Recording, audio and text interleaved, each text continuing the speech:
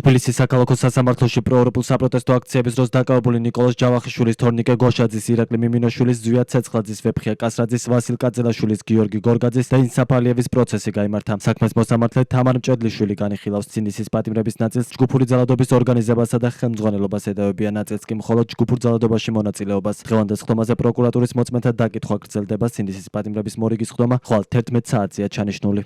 დაცვის ხარეს ჰქონდა კითხვები, როდესაც მოწმე ისაუბრა, რომ მიმინოშვილი ისრო დაქواس, ანუ ჩემ კითხვაზე საიდან დაადგინა და რატომ ჩათვალო, რომ იყო ქვა, მან განმარტა, რომ ვიზუალურად თავად შეაფასა. ამასთან ერთად გამოხატული აქვს ბრალდების ხარის მოწმეს, ამ შემთხვევაში გამომძიებელს, რომ დათვალიერებაში მითითებული აქვს, რომ თითქოს პოლიციელების მიმართულებით ისროდა, თუმცა კითხვაზე ვიდეოზე ჩანდა თუ არა აღნიშნული პოლიციელები მან განმარტა, თუმცა იმ მომენტში ირაკლი მიმინოშვილის თან მიმართებაში არ ჩანს ირაკლი მიმინოშვილთვის რა მიმართულების შესაძლოა გაესროლა რაიმე ნივთი. ამასთან ერთად კითხვა იყო იმასთან დაკავშირებით, რომ დანიშნა თუ არა ბრალდების მხარემ ექსპერტიზაზე უწყვეტობასთან და მონტაჟთან დაკავშირებით, ვინაიდან საგამოძიებო სპეციფიკა ზუსტად მიუთითებს იმაზე, რომ უთყუარად უნდა დადგინდეს, რომ ნამდვილად ის კონკრეტული პირები ახორციელებენ დანაშაულებრივ ქმედებას, თუ ჩათვლიდა ბრალდების ხარის, რაზეც განმარტა, რომ მათ ინტერესში არ შედიოდა. წარმოდგენილმა მოწმემ დღეს სასამართლოს დასმულ კითხვებზე უპასუხა, რომ თითქოს ზვიად ცეცხლაძე მაშინ, როდესაც ის დააკავეს საჩხერის ქუჩაზე, უпростоრე ჩიაჩერეს საჩხერის ქუჩაზე, მოხდა მისი პირადი ჩხრეკა, მას არაფერი აღმოაჩნდა კანონსაწინააღმდეგო და უთხრეს მას, რომ ჰქონდათ ოპერატიული ინფორმაცია, რომ მის სახლში უნდა ყოფილიყო შენახული სხვადასხვა კანონსაწინააღმდეგო ნივთები, მათ შორის ასაფეთქებელი მოწყობილობა, პიროტექნიკა და ასე შემდეგ. თითქოს ზვიად ცეცხლაძე გამომძიებლის ლოგიკის მიხედვით, თითქოს ზვიად ცეცხლაძე მოყვება პოლიციის თანამშრომლებს საცხოვრებელ სახლში, დაახლოებით 40 წუთი მგზავრობენ ერთად და 40 წუთის შემდეგ მიდის ზვიად ცეცხლაძე საცხოვრებელ სახლთან, სადაც უკვე პოლიცია მობილიზებულია. ზვიად ცეცხლაძე უღებს სახლის მესაკუთრეს გამოართმევს გასაღებს, შეყავს საცხოვრებელ სახლში და ესე მარტივად წარუდგენს იმ ნივთებს, რომელიც თითქოს და ჩხრეკის ოფის მიხედვით იქნა ამოღებული. აბსოლუტურად სხვა მოცემულობა იყო და გამომძიებელმა ასევე ისიც თქვა, რომ თითქოს ადგილზე მისულ ადვოკატისგან არ ქონდა მას ინფორმაცია, რომ შესვლას ითხოვდა და ითხოვდა, რომ დასწრებოდა პროცესი. აღნიშნული მთელი პასუხისმგებლობით შემიძლია თქვა, რომ არის აბსოლუტური სიცრუე. დღევანდელ პროცესზე დაიკითხა პოლიციელი კონსტანტინე კერესელიძე, რომელმაც ზვიად ცეცხლაძის სახლში ჩხრეკა ჩაატარა. მოწმის თქმით, ზვიად ცეცხლაძე თავისი ნებით გაყვას სახლში. ცეცხლაძე ამბობს, რომ ქუჩაში არ გაცნობიან პოლიციელები. მისი თქმით, გადმოვიდნენ ავტომობილიდან, შებოჭეს, ჩატენეს მანქანაში და სახლში მიიყვანეს. თქვენი ჩვენების მიხედვით უნდა მიიღოთ ასეთი პასუხი. ზვიად ცეცხლაძე გააჩერეთ კონკრეტულ მისამართზე, ის ხელს აწერს ოქმს, სადაოდ არ ხდის არაფერს გაჩხრიკეთ, თავად გიჯდებათ მანქანაში ისე რომ თქვენ არ დაგიძალებიათ, ესე მიიღოთ თქვენი პასუხი? დიახ. დაკავების მომენტში გაცნობის ფაქტი არ ყოფილა ზოგადად, ხელი ჩამოვლეს და იკითხეს, შენ ხარ თუ არა ზვიად ცეცხლაძე? კიო, ფორმა ნამდვილად ეცვათ, მაგრამ პირდაპირ მანქანაში ჩამტენეს ამ სიტყვის ყველანაირი გაგებით და შემდგომ კაფიოდ მოვითხოვე, რომ ჯო იქნება პოლიციელები არ ხართ და დამიდასტურეთ და ჩემითაც ჩავჯდებით მანქანაში და ამის შემდგომ მაჩვენეს მტკიცებულებები. რაც შეეხება სახლის გასაღებს, მათის ტერიტორია დაიკავეს, სანამ ჩვენ მივიდოდით და მე ვუხსნიდი არაერთხელ, რომელი იყო ჩემი სახლის შესასვლელი, რასაც ვერ მიაკვლიეს.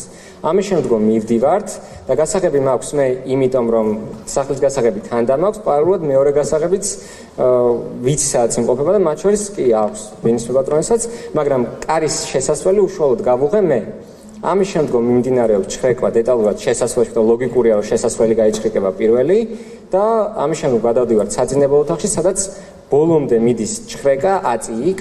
იქიდან იმ ოთახიდან ფაქტობრივად აღარ გამოდივართ, იმიტომ რომ აუცილებლობა არ არის და დავაზუსტე და ვიკითხე, ხომ არ არის საჭირო, რომ შემდეგი ოთახი ხელახლა გადაიჩხრიკოს და გარკვეულ მომენტში ჩხრეკა საერთოდ წყდება, როდესაც საუბრობს ხმაურზე. პოლიციელების მიმოსვლა, ყველანაირი მოძრაობა ჩერდება და ვზივართ, რაზეც ვეკითხები, რომ რას ველოდები თქო და საგამოძიებო პროცესის დასრულებას. ადვოკატი პროცესზე ცდილობდა დაემტკიცებინა, რომ მოწმე კერესელიძე მიზანმიმართულად არ შეუშვა ჩხრეკაზე. მოწმემ ამიზნით დასმულ კითხვებს ან უარყოფითი პასუხი გასცა, ან ამბობდა არ ვიცის. ახლა თქვენ ფიცის ქვეშ მეუბნებით იმას, რომ დავით ჭიკაიძე, ზვიად ცეცხლაძის ადვოკატი, როდესაც გამოცხადდა ადგილზე მისი საცხოვრებელი სახლის ჩხრეკისას, თქვენ ჩემი იქ მოსვლა და ის ფაქტი, რომ ადვოკატს შემოსვლა უნდოდა ჩხრეკაზე დასასწრებად, წარმოდგენილი ქონდა მოწმობა წარმოდგენილი ქონდა სამსახურებრივი და ორდერი და თქვენ ეს ინფორმაცია მანამდე არ გაგიგიათ ფიცის ქვეშ იძლევით თქვენ ჩვენებას დღეს არა როდესაც შემოვედი პირადად ჩემთან არ გისაუბრიათ რომ ჩხრეკა დაწყებული ქონდა და ამიტომ ვერ დაგიშვითო ესეთი დიალოგი ჩვენ შორის არ ყოფილა ბატონო კონსტანტინე არ მახსენდება ვერ იხსენებთ გულწრფელად გეკითხები და ძალიან გთხოვთ გულწრფელად ვიპასუხოთ ვერ იხსენებთ ჩვენ დიალოგს თქვენ ნათქვამს რომ იმიტომ ვერ მოხდა თქვენი დაშვება რომ საგამოძიებო მოქმედება დაწყებული იყო ეს დიალოგი არ გახსოვთ თქვენ არა პროცესზე დაიკითხა დავით ქიტიაშვილი როგორც მოწმე ამბობს ინფორმაციული პატაკის საფუძველზე მან შეისწავლა ვიდეო სადაც მისი თქმით მიმინოშვილი ასახული ქიტიაშვილის მტკიცებით მან დააკავა რუსთავში ინსაფ ალიევი და ჩაატარა მისი პირადი და სახლის ჩხრეკა მიმინოშვილთან მიმართებაში, როდესაც ოქში ვკითხულობთ, რომ გახსენით Facebook ლინკი და შესაბამისად გაიხსნა ის ვიდეო, ხო, რაც შემდგომ დათვალიერება რაზეც მოხდა. ვის ჰქონდა ატვირთული ეს ვიდეო? ატვირთული თვითონ ავტორი ვერ იქნა იდენტიფიცირებული, ვინაიდან ეს იყო დახურული. ვის ჰქონდა სახელწოდება მაინტერესებს და მე გადავალ შემდგომ მოხდა თუ არა იდენტიფიკაცია. და მაგას მოგახსენებთ, ვის ჰქონდა ეს არა, თქვენ გაიგებს გვერდს რა ერქვა თუ ვის ჰქონდა? გვერდს რა ერქვა? გეტყვით. ომი და ომი თუ რაღაცა იმის. რატო არ არის დაფიქსირებული დათვალიერების ოქში? იქნება აუცილებლად აი, დაფიქსირებული. ხო ვკითხულობ, განახებთ. თქვენ ამასთან ერთად, როდესაც დათვალიერება გააკეთეთ, დათვალიერების ოქში მითითებული გაქვთ, რომ ირაკლი მიმინოშვილი ისროდა ქვას. დიახ. საიდან დაადგინეთ, რომ ეს იყო ქვა? ვიდეოს დათვალიერებიდან. ანუ თქვენ რა იცით რომ იყო ქვა, თქვენ ნახეთ რომ თვალსაჩინოდ ჩანს ძალიან ისეთი მკაფიო კადრი იყო, ახლო კადრი, საიდანაც ქვას გავდა. არა ქვა იყო. დაზუსტებთ როგორ შეგიძლიათ რომ იყო ქვა, ანუ მაგის თქმა მინდა რომ ობიექტური პირისთვის ობიექტური პირი გონიათ, ანუ საკუთარი პოზიციიდან გამომდინარე ობიექტურად შეფასების უფლება გააქვთ? მოწმე ვარ და მე ობიექტურად და ყოველთვის ვაწარმოებ, ნახეთ ობიექტური პირი ვარ, ვინაიდან მე გამოძიებას ვაწარმოებ ობიექტურად და ობიექტური პირი ვარ მეც და გეუბნებით რომ არ იყო ქვა, მაშინ როგორ გავიგოთ? ნუ ეს უკვე ხო არ არის ეს კითხვა და კი ბატონო, ანუ თქვენ ობიექტურ პირად თვლით თავს როგორც გამომძიებელი და მხარე, ბრალდების მხარე. ეს კითხვა განარიდეთ ბატონო მოსამართლე. ირაკლი მიმინოშვილმა მოსამართლეს უთხრა რომ პოლიციელის დაკითხვის დროს სხვა მოწმეები პროცესს კარიდან უსმენდნენ, ფაქტს დარბაზში ხმაური მოხდა. ვინ მოწმეს უდრის? აი რომელი მოწმეს უდრის?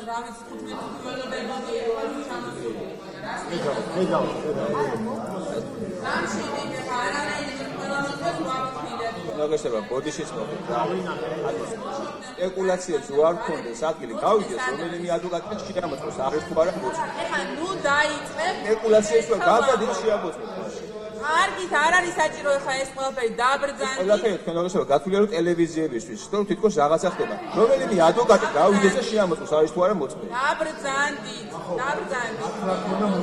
ხო კარგად ეს აქ საზღვარია თუ შეიძლება. ერთად ნუ საუბრობ და მე ვისთვის გავაკეთე განცხადება წეღან. ყველა ერთად ვისაუბრობთ. რაც შეეხება მოწმებს არიან და მანდატურს კითხები არის თუ არა კართან მოწმე. მე როგორც ვიცი აქ მოწმები არ არის. კი ბატონო, დავიწყეთ ახლა დაიწყოთ შეკითხვები. იგივე მოწმე გუშინ 11 ბრალდებულის საქმეზეც დაიკითხა დღეს ქიტიაშვილს მოსამართლემ მობილური გვერდით გადაადებინა. გუშინდაც ხტომაზე ადვოკატმა დააფიქსირა რომ მოწმე დაკითხვის დროს ტელეფონში იხედებოდა. მისი თქმით ამავე დროს ტელეფონში იყურებოდა პროკურორიც. ხმაურის ხტომაზე სწორედ ამ საკითხს მოხვა. დავით ქიტიაშვილი დაკითხვისას ისევ უარს ამბობდა კი ან არა პასუხების გაცემაზე, რის გამოც ადვოკატები აჩერებდნენ. მოსამართლის შენიშვნის შემდეგ მოწმემ თქვა რომ მაშინ ფრაზებს არ ვიცის და არ მახსოვს გამოიყენებდა. თქვენ გაქვთ დათვალიერების საქმე შედგენილი? ასევე საპროცესო კანონმდებლობის მიხედვით დათვალიერების ოქთან დაკავშირებით კონკრეტული ვალდებულებები გაგაჩნიათ. მაინტერესებს დათვალიერების ოქმში თუ ასახეთ კონკრეტულად რომელ საათზე ან რა დროს არის ეს ვიდეო მასალა ატვირთული? არა, ატვირთვის მივიღე პასუხი. არა, მივიღე პასუხი. მაინტერესებს ასევე მოსამართლე ძალიან გთხოვთ იქნებ უთხრათ ვარშავაც პატრონს ანუ სავარაუდოდ ამისვამს კონკრეტული გაგცათ გაიცით კონკრეტული პასუხი. კიდე ერთხელ ვამბობ. თუ რაიმეს დაზუსტება, ვინმეს ენდომება, ან თქვენ გენდომებათ განმარტება რაიმე საკითხთან დაკავშირებით, ამის საშუალებას მოგცემთ. პლუს ამას მხარეებს, როგორც ერთ მხარეს, ასევე მეორე მხარეს აქვს დამატებით პირდაპირ და დამატებით ჯვარედინი დაკითხვის შესაძლებლობა. თუ რამე იქნება ამოსაწური, მხარი ამას თვითონ გადაწყვეტს. თქვენ ვალდებული ხართ იმ შეკითხვებზე გასცეთ პასუხი, რასაც გისვამენ. ანუ შემოვიფარგლო მარტო კი და არათი? თუ ასეთი კონტექსტში არის დასმული შეკითხვა, ბუნებრივია ამით უნდა შემოიყვანოს. მაშინ აქ მესამეც არსებობს სიტყვა არ მახსოვს და მაშინ ამ რეჟიმში კი ბატონო. ბატონო, მაშინ ასე გავაგრძელებთ. პროცესი ადვოკატმა დავით ჭიკაიძე მოწმეს კითხა გამოგკითხა თუ არა ზვიად ცეცხლაძე მოწმემ თქვა რომ არ ახსენდება. ამის შემდეგ ადვოკატმა იმაში დასარწმუნებლად რომ გამოკითხვის ოგმზე დავით ქიტიაშვილის ხელმოწერა იყო, მას გამოკითხვის ოქმი აჩვენა. მოგვიანებით ადვოკატმა მას კითხა როგორ ვითარებაში ჩაიარა ცეცხლაძის გამოკითხვა. მოწმემ ისევ თქვა რომ დეტალები არ ახსოვს. როგორ ვითარებაში ჩაიარა ზვიად ცეცხლაძის გამოკითხვა? შვიდ ვითარებაში ჩაიარა ზოგადად ყველა გამოკითხვამ. ანუ ზვიად ცეცხლაძის მხრიდან რაიმე ესეთი შეუფერებელი ნახეთ აი აგიხსნით კონკრეტული პირები ვიზეც კითხვას მისვამთ. მოდით ზვიად ცეცხლაძის ნაწილში შევეხოთ, იმიტომ რომ არ მინდა შევიდეო სხვა ბრალდებულების ნაწილში. და აი კონკრეტულად ზვიად ცეცხლაძის გამოკითხვის დეტალებზე ვერ ვსაუბრობ, ვინაიდან მყავს ძალიან ბევრი ადამიანი გამოკითხული და აქედან გამომდინარე კონკრეტულ პასუხებს ვერ გაგცემთ ამ გამოკითხვასთან დაკავშირებით. კარგით, მოდი ასე დაგისვოთ დასმულ შეკითხვას შემიძლია ზოგადი. კი ბატონო, ასე დაგისვოთ კითხვას. ნახეთ, რადგან ვერ იხსენებ და ფაქტია რომ ვერ გაიხსენეთ ოქმის მოტანა დამჭირდა და მე როგორ როდესაც თქვენი ხელმოწერა ნახეთ, მე დამიდასტურეთ. გასაგებია მესმის ბევრი მოქმედება გვაქვს ჩატარებული.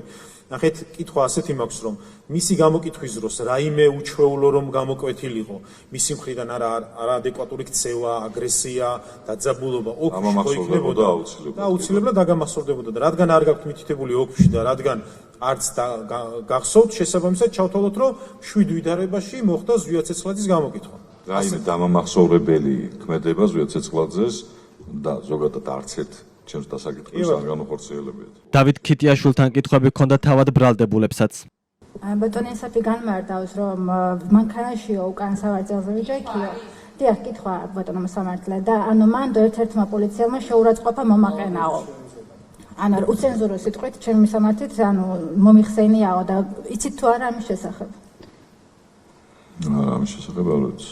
აინტერესებს, ან რამოდენიმეჯერ მთხოვეთო ტელეფონის გახსნაო და რამდენადაც ვიცი რომ არ გაქვთ უფლებაო ტელეფონის ანუ რომ გავხსნა და განახორციელო. მე არ გაძლევდით ამის საშუალებასა და მაინტერესებსო რაღაც გაქვსო ტელეფონშიო, მეუბნებოდითო.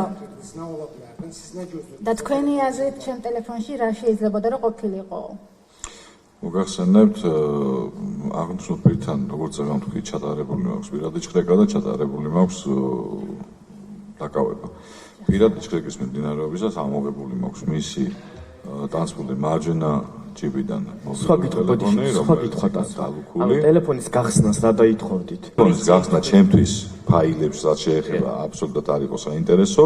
ერთადერთი შესაძლებელია რომ უბრალოდ გახსნილი ეკრანი მენახა, ვინაიდან იქიდან ადვილი წასაკითხია იმეი კოდი ტელეფონის იდენტიფიცირების მიზნით. სამბრალდებულ ზვიად ცეცხლაძეს, ვეფხია კასრაძესა და ვასილ კაძელაშვილის გამოძიება ჯგუფური ძალადობის ორგანიზებასა და ხელმძღვანელობას ედავება ხუთს ირაკლი მიმინოშვილს, ინსაფალიევს, თორნიკე გოშაძეს, ნიკოლოზ ჯავახიშვილსა და გიორგი გიორგაძეს ჯგუფურ ძალადობაში მონაწილეობას ედავებიან. მათ 4-დან 6 წლამდე თავისუფლების აღკვეთა ემუქრებათ.